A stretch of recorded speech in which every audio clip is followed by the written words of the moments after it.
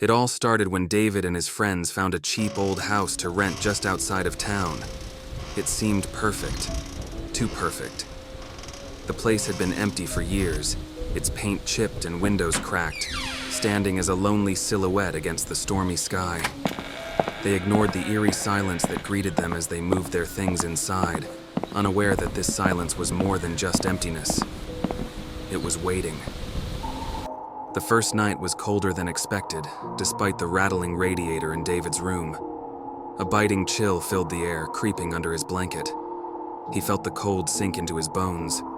No matter how he adjusted the thermostat, the room remained freezing. And there was a presence, something that seemed to grow stronger in the dark corners. He brushed it off, but that chill stayed with him long after the lights went out. One night, David stayed up late, working on an assignment. The house was silent, except for the tapping of his keyboard. Then, in the reflection of the window behind him, he saw it. A tall, shadowy figure, standing perfectly still. He spun around, heart racing, but found nothing behind him. Yet the reflection in the window lingered in his mind.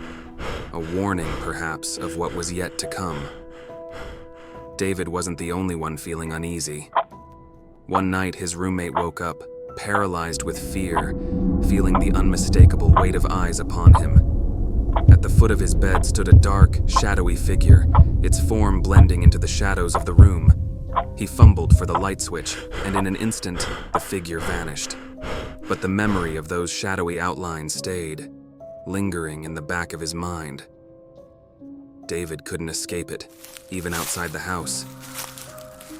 One evening, as he walked through the quiet university campus, he felt the hairs on the back of his neck stand up. He glanced at the reflection in a glass door and froze. The shadow had followed him. It was standing just a few feet behind, motionless. He whipped around, but there was no one there. Just the empty night. The nightmares began soon after. Visions of the shadow whispering in his ear, its voice distorted and distant like a bad radio signal. He woke up drenched in sweat, clutching his sheets. But it wasn't just a dream. Scratches appeared on his arm, thin and fresh, as if something had clawed at him while he slept. He knew then that this thing, whatever it was, didn't plan to leave him alone. Terrified, David and his friends decided to leave the house. They packed their belongings in a hurry, the air thick with dread. As they loaded the last box, the front door creaked shut behind them, echoing through the empty rooms.